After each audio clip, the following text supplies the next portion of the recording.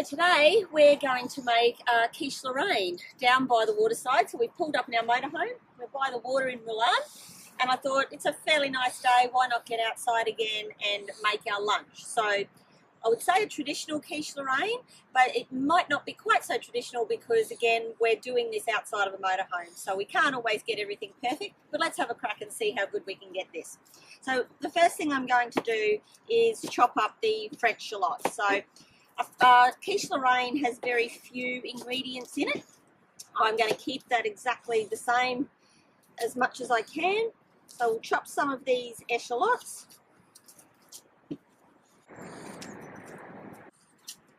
Again, I find it tricky sometimes cooking with other people's implements and not my own. I get very used to what I have at home, but you really just have to make do the best you can with what you've got.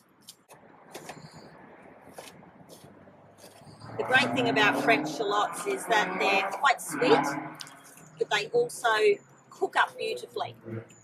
Alright, so once they're chopped up, I'm actually going to fry these off a little bit, because the one thing that's a little bit tricky in a motorhome is that I only have a cooktop, a gas cooktop, so I don't get as much heat as I normally would out of an oven. So I'm actually just going to pre-cook some of the ingredients first to obviously cook them a bit, but also to put a little bit of heat into the egg mixture when I finally make it.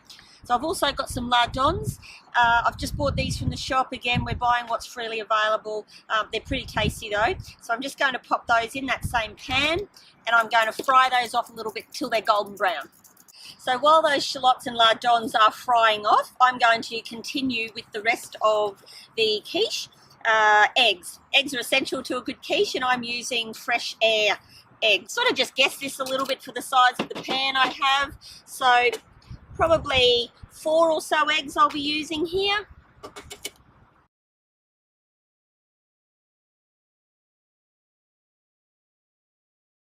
I'll just add a little bit of pepper.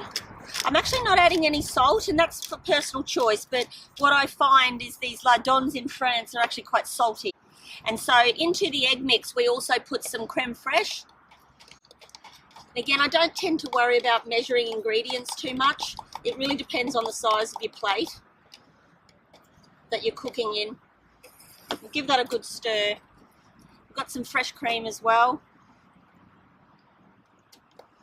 Just a little bit. We'll give that a good stir around. It's just important to incorporate all the eggs with the cream and the creme fraiche mix. Now, in terms of pastry, I've actually already laid this out in our frying pan, and it's just a piece of pastry that I've bought from a supermarket. If I was at home, I'd make this myself, but there's nothing wrong with buying this. The stuff in the supermarkets in France is pretty good, and again, we're in a motorhome, so it's the best I can do. So now I'm actually going to go off and I'm going to brown this off slightly. I don't need to do it too much, and I'm going to warm my egg mix a little bit as well. Again, normally if I was at home I wouldn't do that, but I don't have the beauty of an oven here, so I need to warm the egg mix just a little bit. I don't want to scramble it, but just a little bit to make sure that I can speed up the cooking process. So this is our pastry cooking. You can see it looks a bit messy, and it's probably not what I would do at home once again, but hey, it's going to turn out pretty well and it's going to be very tasty. So you can see here, if I pull this up, it's browning nicely. Okay, so I've been inside the motorhome cooking these bits that need some heat on them. So as you can see here, this is my pastry shell. So you can see it's beautiful golden brown on the bottom, and that hasn't taken very long at all. So I'm just going to pop that back in there. It's still quite blonde inside, but that's okay. Here I've got my egg mix that I showed you earlier, and we've just heated it a little. And as I said, I didn't want to turn it into scrambled eggs, so I've just heated it a little bit, but it will just help with the cooking process.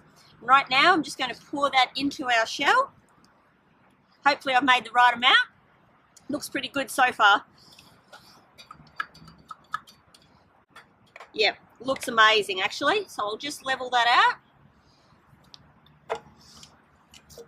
And then I have some Comté. It's a beautiful cheese. Of course, there's many beautiful cheeses in France. There's actually more cheeses in France than there are days of the year. But at some point I have to choose one. And this Comté seems to go really nicely in a quiche Lorraine.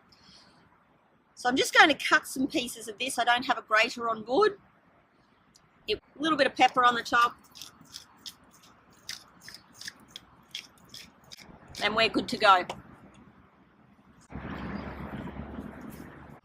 So while that's now cooking, I'm going to just prepare a little salad. So I've just got some mixed green leaves here. Very, very simple for when we're on the move. And I've got some tomato, and I'm probably just going to keep it as simple as that because the quiche Lorraine itself is quite rich. But to just liven it up just a little bit, I'm going to make a dressing. So I have some beautiful French mustard here. This is the whole grain type, so I'm just going to use maybe about a teaspoon of that. Just going to put it in this little jar, and some good quality olive oil. Just mix that through. If I had a vinegar on board, I would actually put a bit of that in it as well. All right, so that's done, and we'll just pop that on the side of the plate once our quiche is ready. So we'll just take this out now. Comes out pretty easy.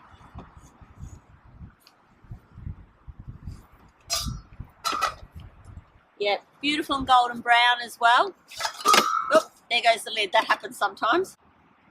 So let's now cut into this. Looks absolutely delicious. I can't wait. You can hear the crunch of that pastry. Just sounds beautiful. Yep, look at that. Absolutely cooked to perfection. And we're just going to add a little bit of salad from my very large salad bowl. This is all you need. The great thing about French cooking is that it's very, very simple. A little bit of lettuce, some tomato, a great dressing,